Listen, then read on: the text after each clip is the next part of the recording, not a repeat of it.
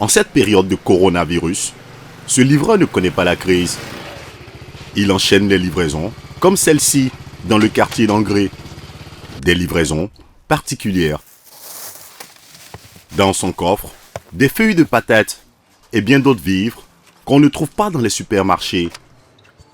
Des produits commandés par cette cliente pour une raison bien précise.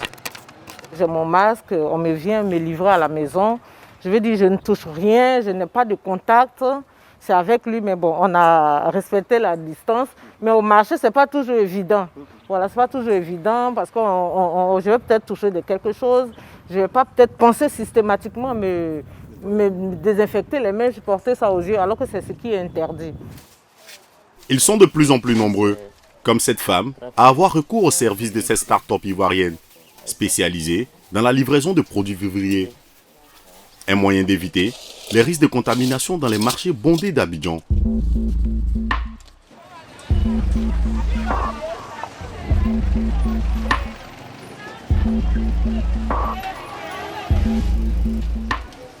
C'est dans la fourmilière du marché Goro d'Agamé que nous retrouvons notre livreur. Ici, les mesures barrières peinent à être respectées. Ces mesures ne sont pas suivies à la lettre par nos populations et ce qui rend le marché plus risqué qu'un supermarché par exemple. Masque et gel hydroalcoolique ne le quittent jamais, lui qui prend chaque jour le risque d'être contaminé. Dans ce magasin, il vient récupérer des ignames pour une commande. Bonjour chef. Bonjour. Des commandes qui se sont multipliées depuis le début de la crise sanitaire. Avant l'avènement de la pandémie, on venait à moins de 10 fois par jour. Mais depuis que ça a commencé, on vient plus de 10 fois ici par jour. C'est sur le toit de cet immeuble La Rivera 2, dans ce petit espace aussi exigu que le garage où démarra un jour Steve Jobs, que se trouvent les bureaux de la start-up. Yao Marcel, le fondateur, a lancé ce service de e-commerce sur fonds propres il y a 4 ans, avec 1,5 million de francs CFA. Ce matin, séance de brainstorming sur la prochaine campagne de publicité pour les réseaux sociaux. Maintenant, le panier. La position du panier, c'est bien, mais je souhaiterais que tu positionnes le panier en haut ici, juste sur le texte. On va essayer de voir un oui. En haut, juste ici. Voilà. Ici, sur le visuel, on voit des pieds. On voit 2 pieds qui symbolisent en fait le mouvement. Et ce mouvement-là, en fait, on aurait dû mettre une croix rouge là-dessus pour demander aux populations de ne pas faire ce mouvement, de ne pas sortir de leur maison. Parce que si les pieds sont nus, il n'y a pas de chaussures. Donc c'est dangereux en fait de sortir. Depuis le début de l'épidémie, la start-up a vu son chiffre d'affaires augmenter de 30% sur chaque commande. Elle empoche une commission de 15% négociée auprès de ses fournisseurs. 500 produits peuvent être commandés via l'application pour smartphone ou par Internet. Un marché virtuel, comme si vous y étiez. Du plot au poisson magne, en passant par les fruits. Le panier moyen est de 30 000 francs CFA. Le directeur de la start-up note un engouement récent pour certains produits. Je peux citer l'ail, le citron, le gingembre et autres. Parce que certains auraient dit que ça pourrait permettre d'éviter le coronavirus. Voilà.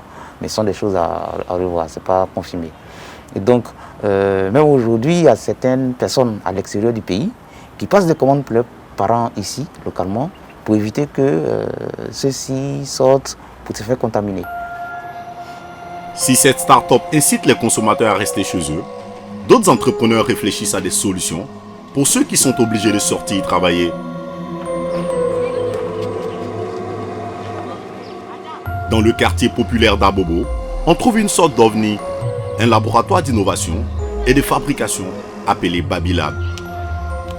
Le seul de ces types en Côte d'Ivoire, créé en 2014, soutenu et reconnu par le célèbre Institut de technologie du Massachusetts aux États-Unis pour son apport dans le domaine du numérique. Voici le patron des lieux. Ici, on est au Babilab. Donc, en période normale, nous faisons des activités qui tournent autour de la robotique, l'électronique, la programmation. Donc, c'est un laboratoire à visée éducatif. Donc, on reçoit divers jeunes ici, une 50aine en moyenne chaque jour, Et puis ici, c'est notre salle de formation. Vu le Covid-19, on a carrément restreint tout ce que nous faisons vis-à-vis de la pandémie. Une salle de formation vide, mais à l'extérieur, des équipes sont au travail. Et il s'agit d'une unité de fabrication de visières de protection. Des visières à destination du personnel soignant, des caissières et autres salariés dont le travail implique de nombreux contacts avec d'autres personnes. Leur utilité, protéger le visage des particules virales. En faisant les visières, ce que nous voulons, c'est effectivement de se maintenir en activité malgré la pandémie, parce que l'idée n'est pas forcément de tout arrêter, mais de s'adapter au contexte. Donc c'est ce pourquoi on continue de fabriquer les visières tout en utilisant nos ressources habituelles.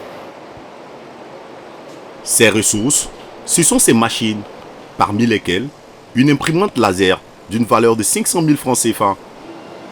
Sa fonction, découper le support des visières, la pièce qui nécessite le plus de travail. Un exercice minutieux qui exige au préalable des essais. Si c'est mal fait, ça sera non seulement la perte du matériel qu'on utilise et on ne pourra pas refaire, donc on sera obligé de reparamétrer pour pouvoir faire, donc c'est un peu délicat. Donc l'idée est de mesurer de telle sorte que ça puisse respecter la quantité. En 1 heure, cette machine permet la découpe d'une trentaine de supports de visière. Dans la salle d'à côté, une autre machine fait le même travail, mais avec une autre technique. C'est une imprimante 3D. Sa particularité, une plus grande précision. Plus de 200 visières sont fabriquées ici chaque jour. Elles sont vendues 3 000 francs CFA l'unité. Ce livreur part livrer différentes commandes. Premier arrêt, le quartier de Cocody. Bonjour, merci, je vérifie. Moi je travaille dans l'administration, on rencontre plusieurs personnes, il y a des gens qui viennent nous voir et on est obligé d'être en contact perpétuel avec les gens. C'est la raison pour laquelle moi je me dis ça c'est mieux parce que ça protège les yeux, ça protège tout le visage en même temps. C'est pour aller au bureau avec.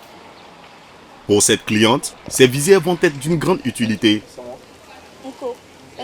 Elle n'est pas la seule à profiter de la créativité des entrepreneurs ivoiriens engagés pour faire barrière à l'épidémie de Covid-19. Cette jeune femme vit la crise sanitaire avec anxiété, comme beaucoup d'Ivoiriens. Mais depuis quelques jours, elle a trouvé sur Internet son déstressant. Un site, anticoro.ci, qui lui permet de se rassurer quant à son état de santé. En quelques clics, il est possible de s'auto-diagnostiquer en répondant à un questionnaire. On connaît plus ou moins les signes en fait, du Covid-19. Du coup, avec l'application, elle me permettra peut-être de voir un peu l'évolution de mon état de santé. Une fois le questionnaire renseigné, Anticoro délivre son diagnostic. Dans le cas de mademoiselle, soulagement, il ne lui est pas conseillé de faire un test de dépistage.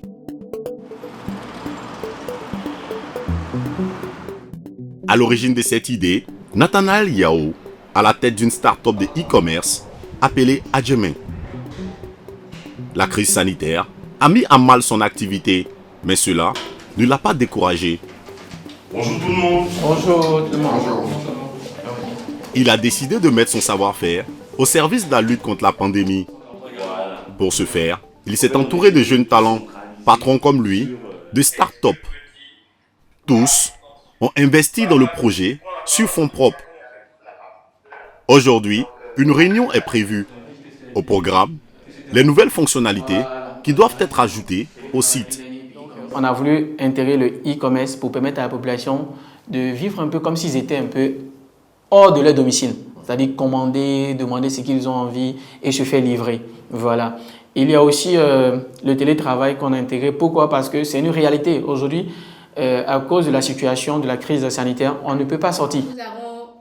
Autant de solutions accessibles pour le moment uniquement sur le web, car ces entrepreneurs attendent l'autorisation des autorités pour que Anticoro devienne une application téléchargeable sur smartphone.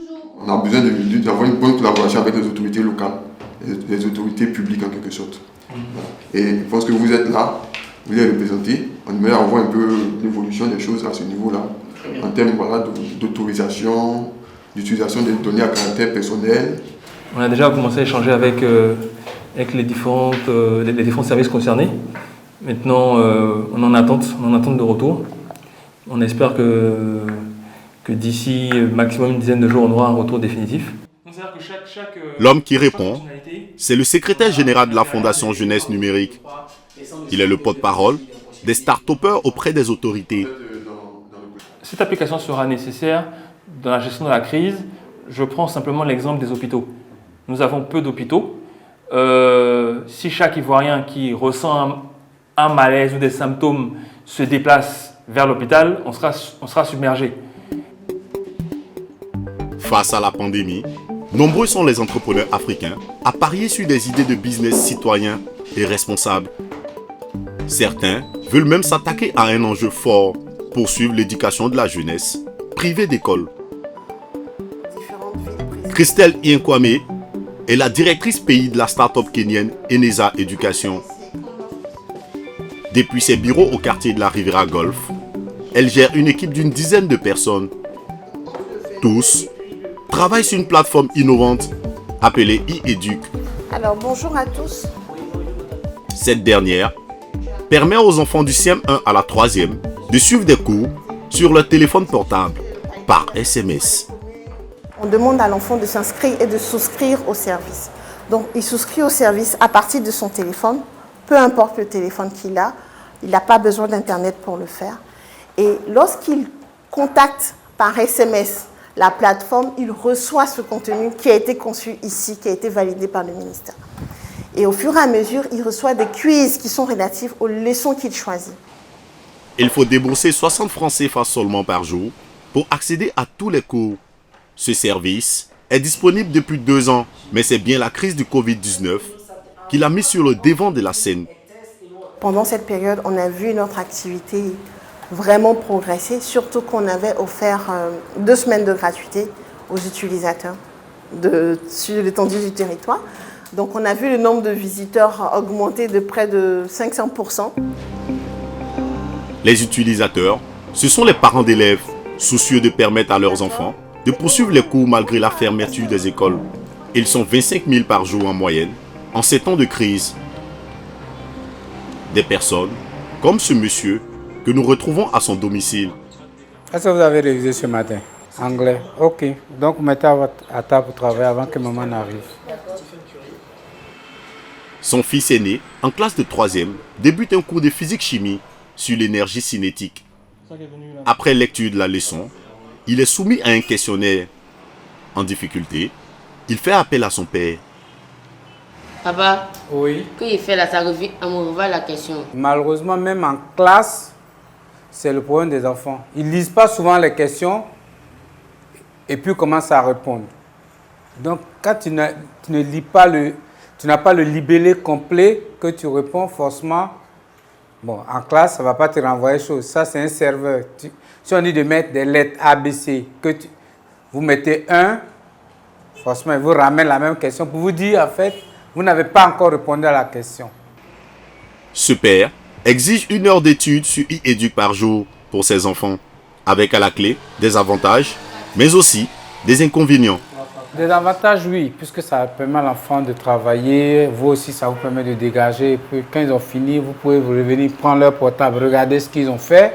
Ça, c'est un avantage. Maintenant, inconvénient, comme tout serveur, puisqu'ils utilisent un serveur, quand il y a du monde, il y a des problèmes de saturation, des messages qui ne viennent pas automatiquement. Un bug repéré également par l'un de ses fils, très exigeant. S'il y a des suggestions, améliorer le système de réponse déjà, ça me ferait plaisir parce que moi déjà, je ne suis pas quelqu'un de patient. Donc, quand ça met 5 à 10 minutes déjà, j'ai tendance à laisser. Nourrir l'esprit, nourrir le corps, protéger, mais aussi diagnostiquer. Peu importe leur finalité, les jeunes entrepreneurs ivoiriens du monde numérique rivalisent d'inventivité. Leur force, créer des réponses adaptées aux réalités du continent africain.